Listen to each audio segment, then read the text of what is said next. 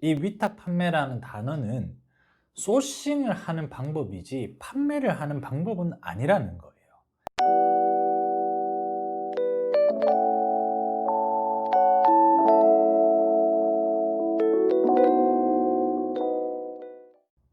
필승!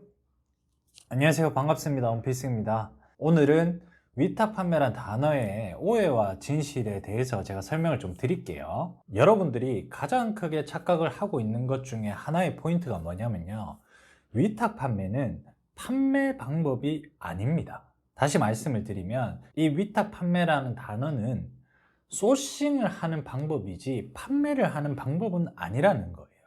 많은 사람들은 이제 이렇게 분석을 하죠. 원필승님이 대량 등록 위탁 판매를 가리켰다. 그럼 나도 가져와서 상품만 가공하고 상품을 올리면 무조건 주문이 들어오겠지. 열심히만 하면 주문이 들어올 가능성을 높이는 작업들만 한다면 주문이 들어오겠지라는 생각으로 시작을 하시고 저한테 문의를 많이 하시는 분들이 있는데, 여러분들이 알고 계셔야 되는 건 판매 방법은 정말 무궁무진하죠. 나는 이 여러 가지의 판매 방법을 고려하지 않고 대량 등록 위탁 판매, 원필승님이 상품명 가공을 해서 부가적인 부가가치를 주라고 했다 해서 도매 사이트 상관없이 이 행위들만 한다고 해서 주문이 많이 늘어나는 것을 바라시는 분들이 많아서 제가 추가적으로 오늘 한 가지 더 팁을 알려드리고자 영상을 찍게 됐습니다. 이 얘기를 왜 지금 하냐면요, 처음에 이 대량 등록 위탁 판매라는 사업 구조를 면밀하게 분석하는 것들을 제가 영상을 다 찍었잖아요, 그죠? 이것을 알고 난 다음에 제가 이 포인트에 대해서 설명을 드려야지만 여러분들이 공감을 하실 거예요. 그리고 이해가 빠르실 거고, 왜 내가 아는 이 획일화된 하나의 방법으로 여러 개의 도매 사이트를 똑같은 방법으로 팔아보고, 어떤 도매 사이트는 주문이 많이 들어오네, 이 도매 사이트는 좋아, 어떤 도매 사이트는 왜 주문이 안 들어올까, 이 도매 사이트는 별로야 라는 방식으로 선택을 하시면 안 된다는 거예요. 대량 등록 위탁 판매는 제가 말씀을 드렸죠, 하나의 방법이라고요. 그리고 초보 셀러가 처음에 베이스 사업 구조를 가지기에 가장 좋은 방법이라고만 설명을 드렸습니다. 그러면 위탁 판매를 할 때 우리는 소싱하는 방법이 위탁 판매자잖아요. 예를 들면 도매 사이트 입장에서 보면 위탁 판매로 셀러들에게 물건을 제공하면서 저희 매출을 올리니까 저는 판매 방법 역시 위탁 판매지만, 셀러 입장에서 보면 도매 사이트에서 물건을 받는 방식이 위탁으로 받아서 판매를 하고 있죠. 근데 이 판매 방법에는 무궁무진한 판매 방법이 있기 때문에 상품을 공급받는 단계, 이 단계가 위탁이라는 거예요. 이해가 되시죠? 내가 이 무궁무진한 상품을 판매를 하는 방법들이 많아요. 그럼 이 많은 판매 방법들을 어떻게 활용을 해야 되는지 물어보시는 분들이 많아요. 원필승님이 판매 방법은 되게 다양하다라고 했다. 근데 나는 그러면 어떤 판매 방법을 써야 되고 어떤 판매 방법을 써야 되는지 잘 모르겠다 라고 생각하시는 분들이 많더라고요. 그래서 여러분들의 생각을 조금 더 편하게 정리하기 위한 제가 하나의 팁을 알려드릴게요. 여러분들이 대량 등록 위탁 판매로 사업 구조를 가지고 그 다음 스텝으로 어떤 판매 방법을 선택해야 되는지에 대한 기준이 없다라고 가정을 하면, 그 기준을 무엇으로 잡으면 제일 처음에 설정을 하기가 쉽냐면요, 내가 위탁이나 소싱을 받을 수 있는 나의 상품의 카테고리를 먼저 파악하시는 게 좋습니다. 왜 이런 말을 하냐면요, 나는 그냥 도매 사이트에서 위탁으로 받으니까 이걸 똑같이 스마트 스토어에만 올릴래, G마켓에서만 올릴래, 뭐 이런 식의 사고를 하게 돼버리면 계속 그 안에 갇히게 됩니다. 그럼 우리가 궁극적으로 하고자 하는 사업의 구조, 대량 등록 베이스를 다져놓고 그 이외에 살들을 붙여나가는 작업에서 막히게 돼요. 그럼 이때 가장 심플하게 생각할 수 있는 기준점이 뭐냐면, 내가 취급하는 상품의 카테고리를 먼저 생각을 하세요. 왜 이런 말씀을 드리냐면요, 한번 예시를 들어볼게요. 자, 내가 상품명 가공을 한다라고 해볼게요. 그래서 부가가치를 줘서 경쟁을 벗어나서 리스팅된 페이지에서 내 상품이 주문이 들어올 확률을 높이는 작업을 한다라고 가정을 해보면, 여러분들 상품명 가공을 해보셔서 아시겠지만 가공을 하는 데는 절대적인 시간이 걸립니다. 그럼 이 시간을 내가 취급하는 상품의 카테고리랑 상관없이 동일하게 투자를 한다라고 가정을 하면, 여러분들이 지금 대량 등록 위탁 판매를 하시는 셀러라면 그 공급받는 도매 사이트의 상품군을 자세히 한번 보세요. 그리고 주문이 들어왔던 내역들을 한번 보세요. 대부분 생활용품이나 문구 사무용품이 주문이 많이 들어왔거나 대량 등록 위탁 판매 플랫폼에 최적화된 도매 사이트들은 대부분 생활용품이나 문구 사무용품들을 취급을 많이 할 겁니다. 이렇게 될 수밖에 없어요. 사실 이 점을 여러분들이 먼저 파악을 하셔야 돼요. 내가 똑같은 시간을 투자를 해서 어차피 1차 상품명 가공을 할 거라면 내가 똑같은 시간 노력을 투자한 대비해서 더 좋은 결과들이 나오는 작업들을 진행하는 게 효율적이겠죠. 하지만 여러분들 하나의 예로 들어보면 의류를 여러분들이 취급한다라고 생각을 해볼게요. 그럼 의류 도매 사이트에서 여러분들이 대량 등록 위탁 판매를 한다라고 하면 청바지는 청바지죠. 물론 세부적인 키워드를 잡아서 조금의 부가가치를 더 줄 수 있지만 똑같은 양의 똑같은 시간을 투자를 해서 내가 상품명 가공을 해서 대량 등록 위탁 판매의 가장 중요한 효율성을 챙긴다라고 가정을 하면 의류는 의류예요. 청바지는 청바지고요. 그죠? 세부 키워드를 잡아서 세미, 부츠컷, 뭐 청바지 이런 식으로 잡을 수는 있겠지만 그 잡는 노력의 시간 대비해서 효율성이 굉장히 떨어지는 아이템군입니다. 그리고 구매 습관 자체가 생활용품과는 많이 달라요. 의류를 살 때 싸다고만 해서 사는 게 아니라 내가 의류를 구매하는 패턴이 굉장히 많아요. 그 많은 패턴들을 정확하게 분석을 하고 의류 도매 사이트의 제품을 내가 위탁으로 판매를 하더라도 내가 거기에 최적화된 판매 방법들을 고민하고 연구를 하셔야 된다는 겁니다. 모두 다 획일적으로 대량 등록 위탁 판매만 배웠으니까 의류도 갖다 끌고가 팔고 가구 인테리어 소품도 갖다 끌고다 팔고 생활용품도 갖다 끌고다 팔아놓고 어떤 게 주문 잘 들었는지 분석해야지 라는 것보다는 조금 더 디테일하게 분석을 하시려면 일단 내가 취급하는 상품의 카테고리부터 먼저 세분화 시키는 게 좋아요.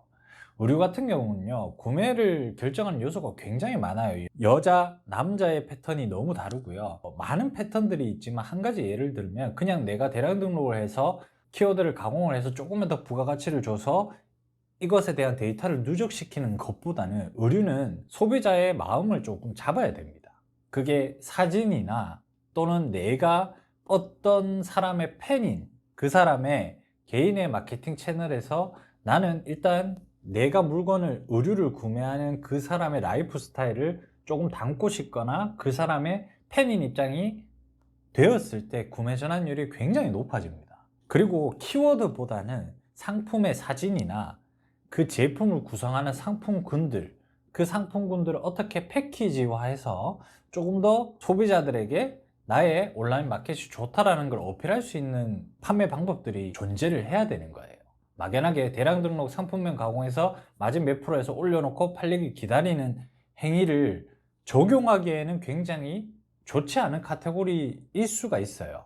그런데 이런 의류 도매 사이트에 대한 위탁 배송에 대해서 부정적인 견해를 가진 사람들은 온라인 판매 방법, 내가 이 똑같은 위탁 판매를 받아서 올리더라도 내가 이 판매하는 방법에 대한 가중치를 두지 않으면, 즉 대량 등록은 무조건 나쁘다, 답이 없다라는 정설을 함부로 말할 수 없다는 겁니다.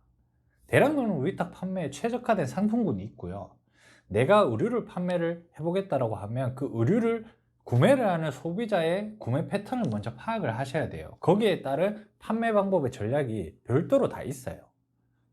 가구나 인테리어 소품 같은 것을 팔 때도 보통 요즘에 SNS 개인 채널을 통해서 하나의 이미지화한 컨텐츠가 있는 피드들을 많이 올리죠. 물건을 판다기보다 일단 심플한 인테리어 환경들이나 굉장히 이쁜 사진, 그리고 각 마케팅 채널에 최적화된 사진이나 영상의 형태들을 담아서 흔히 말해서 인스타 갬성이죠. 그 갬성에 맞는 카테고리군의 사진이나 피드들을 먼저 채운 다음에 나의 팬들을 만드는 거예요. 그 팬들이 어느 정도 만들어졌다고 싶을 때 내가 구색을 갖춰놓은 상품을 하나씩 두 개씩 판매를 하게 되는 방법들도 있어요. 이런 식으로 내 마케팅 채널을 어떤 식으로 활용을 해야 되는지를 먼저 생각을 하셔야 되는데, 일단은 내가 왜 이 마케팅 채널을 만드는지에 대한 의의가 없이 무조건 인스타를 해야 된다더라, 무조건 유튜브를 해야 된다더라, 이런 말만 믿고 아무런 컨텐츠 없이 시작을 하게 되면 모든 온라인 사업에서 계속 방황하게 되는 거예요. 이해가 되시죠? 그래서 대량 등록 위탁 판매 베이스로 생활용품이나 문구 사무용품 위주의 카테고리를 먼저 취급을 해보시고, 거기서 일정 매출이 나오고 이 오픈마켓이나 기타 가격 비교 사이트에서 내가 상품을 등록해서 파는 판매 방법들을 익힌 다음에 부수적으로 내 마케팅 채널을 키울 용도로 상품을 취급하는 나의 컨셉과 맞는 카테고리군의 도매 사이트를 찾은 다음에 그 도매 사이트를 활용을 해서 내 마케팅 채널을 키우는 수단으로도 사용을 하면 되고요. 그 마케팅 채널을 키울 때도 세부적인 카테고리나 세부적인 키워드로 먼저 잡아놓고 거기서부터 키워나가서 조금 더 큰 카테고리, 조금 더 큰 키워드들을 먹어가면서 점점점 확장하는 형태로 활용을 하셔야 되는데, 대부분 이렇게 설명을 드리면 어떻게 이해를 하냐면, 인스타 해야 된다더라. 그럼 인스타 해야 되는데 나는 컨텐츠가 없어요. 그죠? 그래서 컨텐츠가 없는데 인스타를 어떻게 잘해? 역시 저거는 원래 잘하던 사람들만 하는구나 라고 생각을 하시는 분들이 많아요. 다시 한번 말씀드리지만, 온라인 유통 창업을 희망하시는 분들이라면, 그리고 이 업계에서 오래 살아남으시려면 내가 물건을 팔 때 유리한 수단들을 미리 계속적으로 모든 것들을 다 해보셔야 됩니다. 그게 컨텐츠가 있어서 하는 게 아니라, 이 마케팅 채널로 나는 어떤 물건을 팔 거야, 어떤 물건의 카테고리를 전문적으로 취급하는 나만의 브랜딩 마케팅 채널을 만들 거야 라는 생각을 가지고 만들기 시작하면 그 다음에 컨텐츠는 따라오게 되어 있어요. 세부적인 목표가 먼저 있어야 됩니다. 이해가 되시죠? 이런 식으로 차근차근히 키워 나가셔야 되는데, 대부분 사람들은 그냥 대량 등록 위탁 판매, 당연히 우류를 가져와서 상품명 가공 아무리 많이 해도 위탁 판매 올려놓고 기다리면 생각보다 효율도 떨어지고 주문이 안 들어오겠죠. 그리고 판단을 하는 겁니다. 대량 등록 위탁 판매 하지 마세요. 근데 그 하지 마세요의 전제가 어떤 카테고리, 어떤 상품 전략, 판매 전략, 상품 소싱 단계 이런 걸 아무것도 고려하지 않은 채 팩트, 결과만 놓고 계속적으로 말씀을 하시는 분들이 많아서 제가 이 영상을 찍는 겁니다. 이해가 되시죠?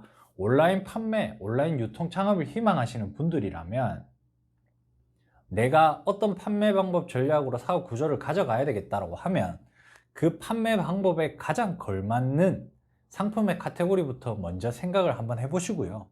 생각을 하셨다면 추후에 내가 살들을 붙여 나갈 때 어떤 마케팅 채널이나 나만의 충성 고객들을 만드는 어떤 하나의 채널들을 나의 머리와 나의 시간을 투자를 해서 이 채널들을 양질의 컨텐츠나 양질의 제품들로 채워나갈 때 필요한 수단으로 특정 상품의 카테고리들을 역으로 선택을 해서 내 마케팅 채널이나 나의 스토어들을 키워나가는 방법들을 구상하고 테스트를 계속 하셔야 된다는 겁니다.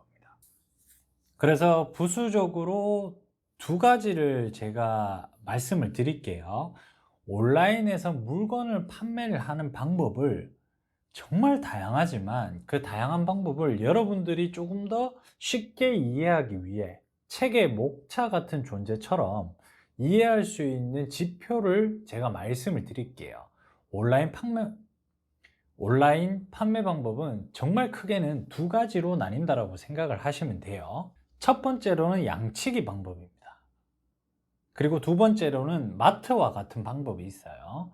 그럼 첫 번째 양치기 방법이 뭐냐면, 지금 보이시는 그림과 같이 우리가 양치기를 할 때, 양을 몰 때 이렇게 큰 막대로 이렇게 양을 특정 곳에 몰죠. 몰아놓고 양을 내가 원하는 장소에 모으기 위해서 도구를 이용해서 흩어져 있는 양들을 이렇게 모아서 내가 원하는 장소에 몰이를 하죠.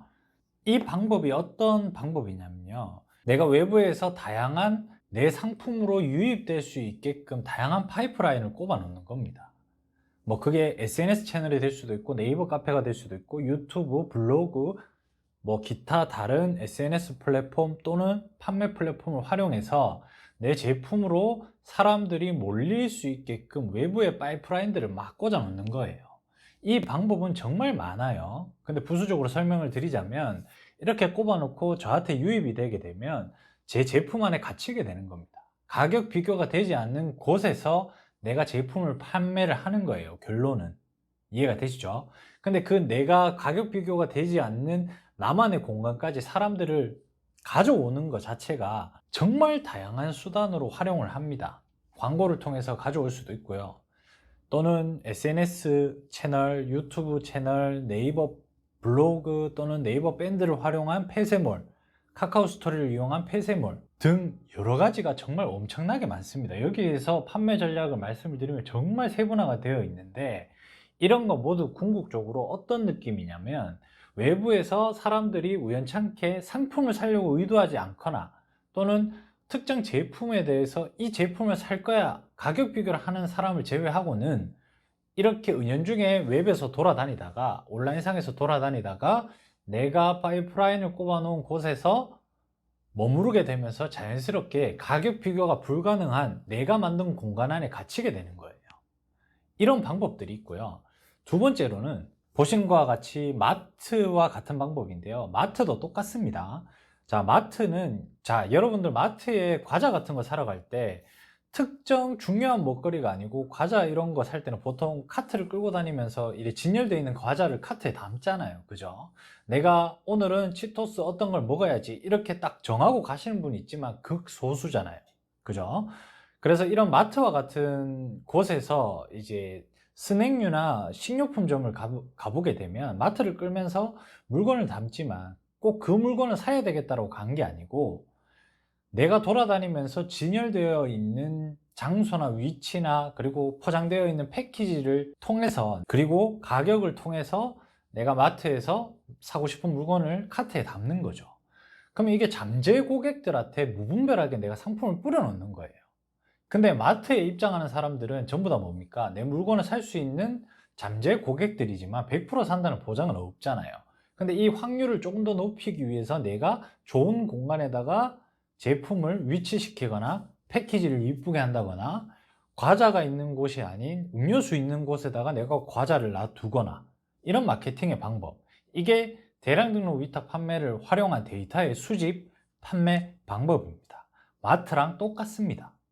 지금 보이시는 것과 같이 우리는 모든 상품을 깔아놓고 잠재 고객들에게 우리 상품을 모두 동일한 경쟁 상황 속에서 모든 제품들이 경쟁을 하지만 내 제품이 조금 더 잘 팔리기 위한 방법들을 끊임없이 연구하는 게 대량 등록 위탁 판매 방식이라고 생각을 하시면 돼요. 이해가 되시죠? 개인 사업자는 여러분들이 사장이잖아요. 여러분들이 어디에 직원이 아닙니다. 교육생이 아니에요. 여러분들의 사업이고 여러분이 사장입니다. 그러면 나한테 도움이 되는 채널이나 어떤 판매 방법들이 있으면 거기에 최적화된 상품군이나 판매 방법, 마케팅 방법들을 찾아서 할 수 있는 거 다 하셔야죠. 여러분들이 사장이니까요. 이해되시죠? 자, 오늘 강의도 큰 도움 되셨으면 좋겠고요. 이렇게 큰 거시적인 관점에서 항상 내가 어떤 식으로 살들을 붙여나갈지도 초보일 때도 계속적으로 생각을 하셔야 됩니다. 이해가 되시죠? 오늘 긴 강의 들어주셔서 감사하고요. 오늘은 여기까지입니다. 이상입니다. 필승!